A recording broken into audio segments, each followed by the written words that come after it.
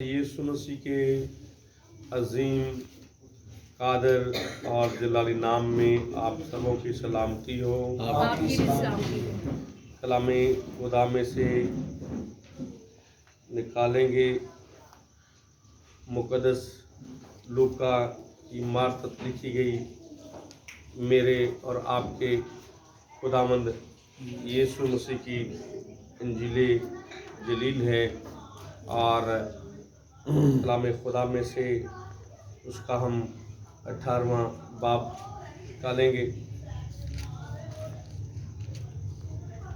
और 18वें बाब की 18वीं आयत करीमा से पढ़ेंगे। यूं मरकूम है, फिर किसी सरदार ने उससे ये सवाल किया कि ए नेक उस्ताद, मैं क्या करूं ताकि हमेशा की जिंदगी का वारिस बनूं। यीशु ने उससे कहा, तू मुझे क्यों नेक कहता है? कोई नेक नहीं मगर एक, यानी खुदा। तू हुक्मों को तो जानता है, जिना न कर, खून न कर, चोरी न कर, झूठी गवाही न दे, अपने बाप की और माँ की इज्जत कर। उसने कहा, मैंने लड़कपन से इन सब पर अमल किया है। यीशु ने यह सुनकर उसे कहा, अभी तक तुझ में एक बात की कमी है। अपना सब कुछ बेचकर गरीबों को बांट दे, तुझे आसमान पर खजाना मिलेगा, और आकर मेरे पीछे बोले। ये सुनकर वो बहुत गमगीन हुआ, क्योंकि बड़ा दौलतमंद था। यीशु ने उसको देखकर कहा कि दौलतमंदों का खुदा की बादशाही में दाखिल होना कैसा मुश्किल है, क्योंकि ऊंट का सुई के नाके में से निकल जाना इससे आसान है कि दौलतमंद खुदा की बादशाही में दाखिल हो। सुनने वालों ने कहा, तो फिर कौन नजात पा सकता है? उसने कहा, जो इंसान से नहीं हो सकता वो खुदा से हो सकता है। पतरस ने कहा, देख, हम तो अपना घर बार छोड़कर तेरे पीछे हो लिए हैं। उसने उनसे कहा, मैं तुमसे सच कहता हूँ कि ऐसा कोई नहीं जिसने घर या बीवी या भाइयों या माँ बाप या बच्चों को खुदा की बादशाही की खातिर छोड़ दिया हो, और इस ज़माने में ना ज़्यादा ना पाए, और आने वाले आलम में हमेशा की ज़िंदगी। खुदावंद अपने कलाम के वसीले से मुझे और आप सबको बरकत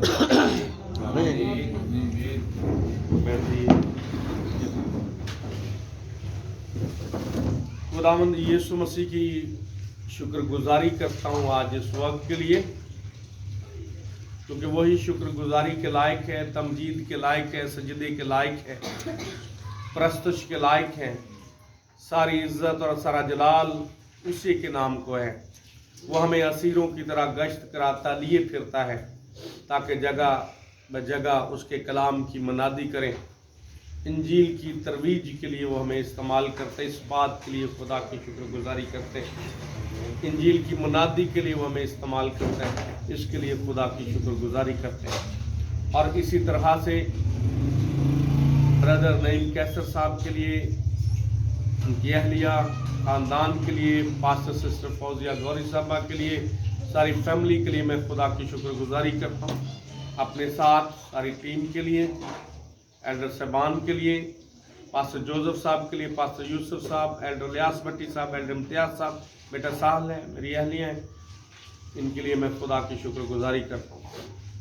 और हमारे दरमियान बुज़ुर्ग पास्टर इसहाक साहब हैं, मैं उनके लिए खुदा की शुक्रगुजारी करता हूँ। मुझे इस बात के लिए बड़ी खुशी है कि दूसरी मरतबा मैं खादमीन के होते हुए उनकी मौजूदगी में खुदा के कलाम की खिदमत करने वाला हूँ, और मेरे लिए ये किसी एजाज़ से कम नहीं हो।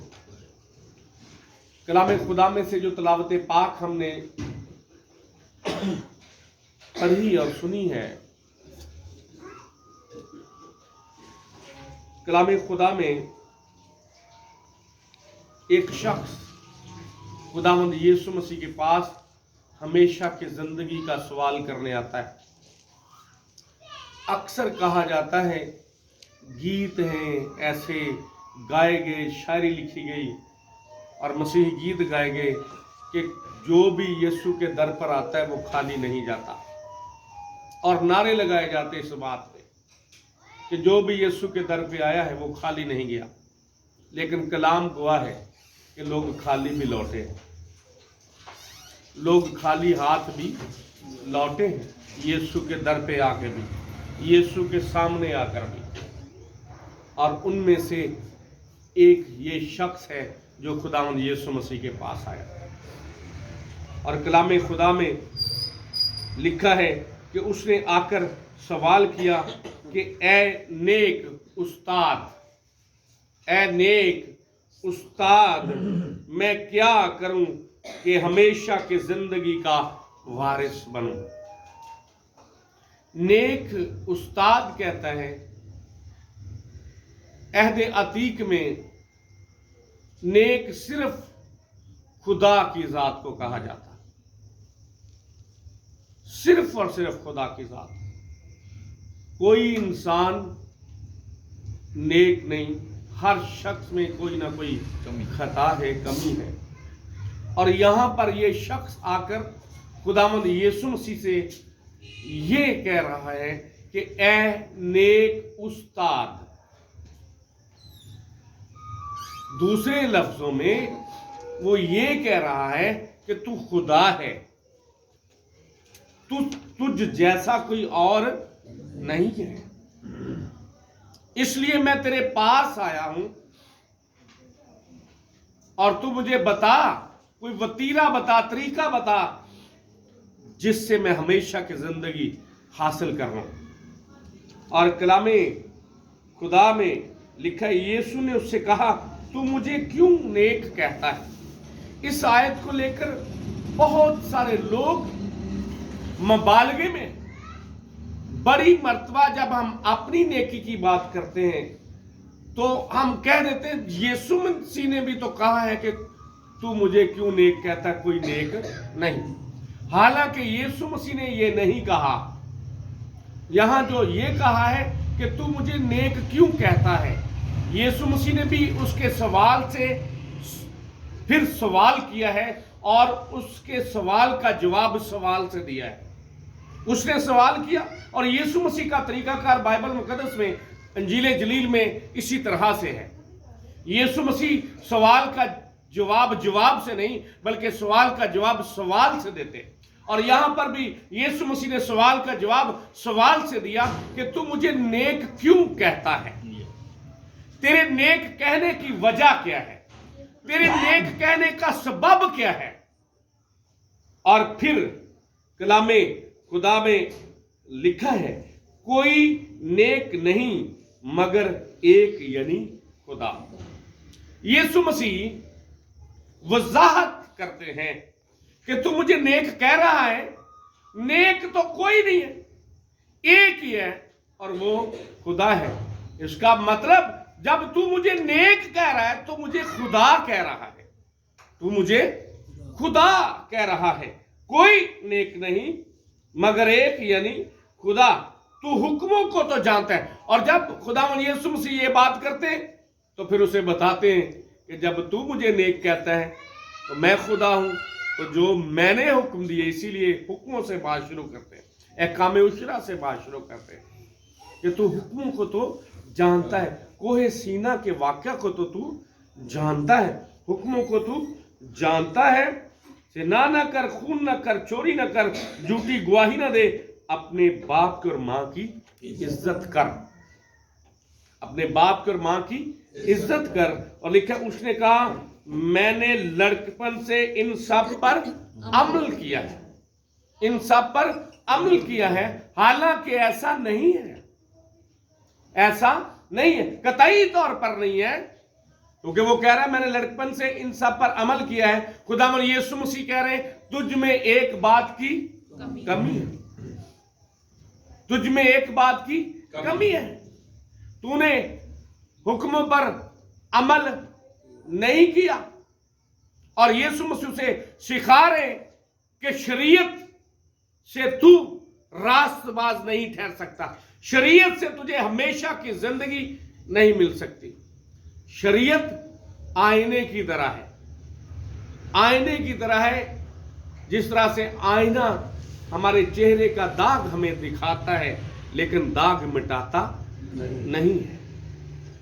شریعت تھرمامیٹر کی طرح ہے. بخار بتاتا ہے لیکن 2 گھنٹے بھی لگائے رکھے منہ میں یا بغل میں بخار دور نہیں کرے گا، بتائے گا. شریعت تھرمامیٹر کی مانند ہے.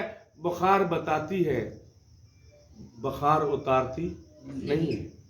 داغ مٹانا، بخار اتارنا، گناہوں کو دھونا، ہمیشہ کی زندگی عطا کرنا فضل کا کام ہے. یسوع مسیح کا کام ہے.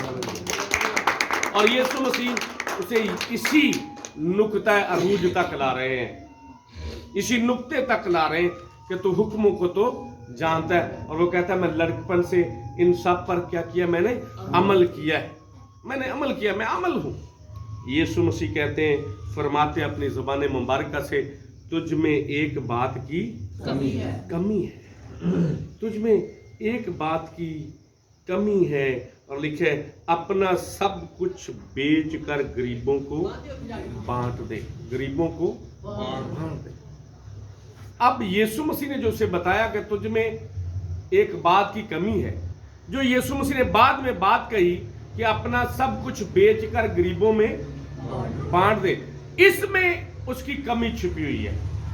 اپنا سب کچھ بیچ کر غریبوں میں بانٹ دینے میں اس کی کمی چھپی ہے. اس کا مطلب ہے، اس کا معنی ہے کہ زکئی کی طرح اس شخص نے بھی غریبوں کا حصہ جو ہے وہ لیا ہوا ہے، ناحق روپیہ لیا ہوا ہے. اسی لیے یسوع مسیح کہہ رہے ہیں کہ تو اپنا سب کچھ بیچ کر غریبوں کو بانٹ دے. جو تو نے ناحق لیا، لالچ تیری زندگی میں، لالچ سے تو نے دولت کو اکٹھا کیا ہے، جو دولت کے انبار لگائے ہیں وہ اس وجہ سے ہیں. اپنا سب کچھ بیچ اور غریبوں میں بانٹ دے. اور کلام خدا میں لکھا ہے، یسوع مسیح فرماتے ہیں تجھے آسمان پر خزانہ ملے گا. تجھے آسمان پر کیا ملے گا؟ خزانہ. اب جب زمین پر وہ خزانہ جمع کر رہا ہے تو یسوع مسیح بتا رہے ہیں دیکھ تجھے اس کی ضرورت نہیں ہے، تو ہمیشہ کی زندگی کی سوال کرتا ہے. آسمان پر بھی خزانہ رکھا ہوا ہے. تو یہ سمجھتا ہے کہ اے جگ مٹھا تے اگلا کنے ڈٹھا. ایسا نہیں ہے. اس جگ میں بھی، اس جہان میں بھی کچھ ہے. اور تو یہاں کا خزانہ جو ہے وہ بانٹ دے، تجھے وہاں خزانہ ملے گا. وہاں خزانہ ملے گا. لیکن کیا ہوتا ہے؟ لکھا ہے یسوع مسیح جب کہتے ہیں آ کر میرے پیچھے بولے، میرے پیچھے بولے. ہمیشہ کی زندگی کا سوال خدا یسوع مسیح سے کر رہا ہے. جب یسوع مسیح کہتے ہیں آ کر میرے پیچھے بولے تو پھر اس نے نظر کی نگاہ کی. اس کے پیچھے جب میں ہوں گا تو یہ تو پیدل منادی کرتا ہے، یہ تو کریا گاؤں کو پیدل جاتا ہے، تو یہ تو زمین پر لیٹتا سوتا ہے، یہ تو عام لوگوں کے ساتھ کھاتا پیتا ہے. میں اس کے پیچھے ہو کر کیا کروں گا؟ اس نے موازنہ کیا.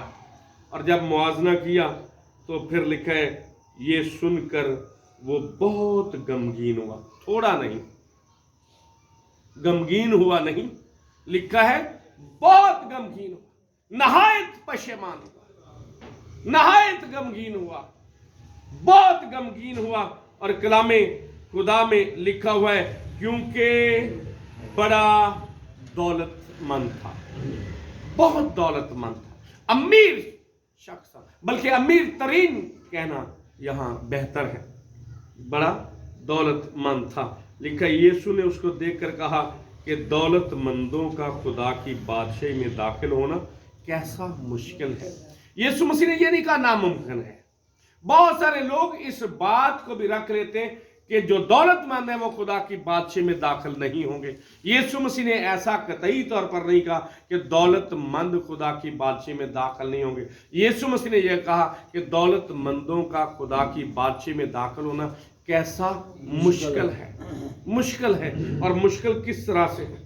اور کلام خدا میں لکھا ہے کیونکہ اونٹ کا سوئی کے ناکے میں سے نکل جانا اس سے آسان ہے کہ دولت مند خدا کی بادشاہی میں داخل۔ اس آیت کے اس حصے میں پہلی بات کا جواب یسوع مسیح نے دیا کہ دولت مند کا خدا کی بادشاہی میں داخل ہونا کیسا مشکل ہے۔ دوسرے حصے میں خدا یسوع مسیح نے بتا دیا کہ اس طرح کا مشکل ہے کہ جس طرح سے یہ کوئی گھر والی جو سوئی ہے گھروں میں، اس سوئی کی بات، دھاگے والی سوئی کی بات نہیں کی گئی، بلکہ جس طرح سے ہم تو جانتے ہیں جس شہر میں رہ رہے لاہور میں 12 دروازوں ایک چھوٹا دروازہ، پہلے ہر شہر کے چوگرد فصیل ہوتی، دیوار ہوتی، چھوٹے دروازے ہوتے، بڑے دروازے ہوتے، چڑکڑیاں ہوتی، بڑے دروازے ہوتے۔ ہمارے گھروں میں بھی گیٹ میں ایک بڑا کھلتا ہے، ایک چھوٹا دروازہ ہے۔ آپ کہیں چلے جائیں، ریلوے اسٹیشن پہ ایک چھوٹا دروازہ ہے، کہیں بھی چلے جائیں ایک چھوٹا دروازہ ایک بڑا دروازہ ہے۔ تو جب سوداگر سوداگری کر کے آتے، اور یہ بھی سوداگر ہے، یہ بھی سوداگری کرنے والا شخص ہے، اور یہ اس ٹرمنالوجی کو بڑی خوبصورتی سے سمجھتا ہے، اس استعارے کو جو یسوع مسیح نے استعمال کیا، کیونکہ یسوع مسیح علیم کل ہے، وہ جانتے ہیں کہ اس کا کام کیا ہے، اس کا شعبہ کیا ہے۔ یہ اونٹوں پہ سامان لاتا ہے، سوداگری کرتا ہے، ہیرے جواہرات کی سوداگری کرتا ہے، اور چیزوں کی سوداگری کرتا ہے، میوہ جات کی سوداگری کرتا ہے۔ اور اسی لیے یسوع مسیح نے جو وہ کام کرتا تھا، اونٹوں پر سامان لاتا اور دوسرے شہروں سے لاتا تھا، اسی کی تمثیل اسے بتائی کہ اونٹ کا سوئی کے ناکے میں سے گزر جانا آسان ہے۔ جب سوداگر سوداگری کر کے لاتے، اور یہ بھی جب سوداگری کر کے لاتا، تو اگر رات کو شہر کے بڑے دروازے بند ہو جاتے تو پھر سوداگر ایک ترکیب لگاتے، اونٹ کی پشت سے سارا سامان اتار لیتے،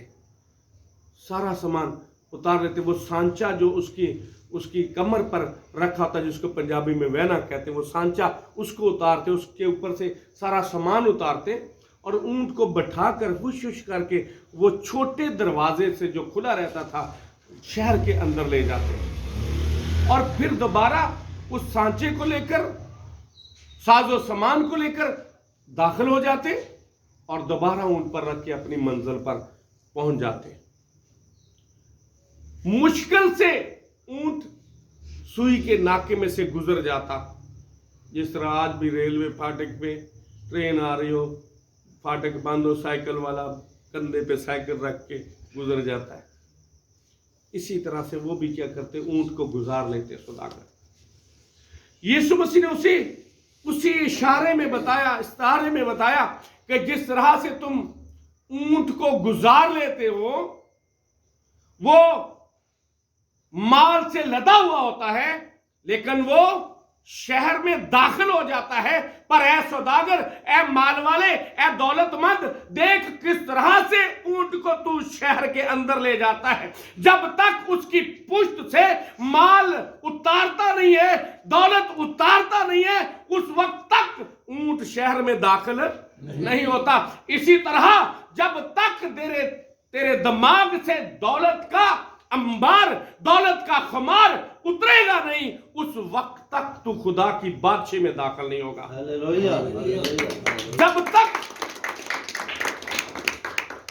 جب تک تو دولت کو خدا مانے گا، اس وقت تک تو خدا کی بادشاہی میں داخل نہیں ہو سکتا۔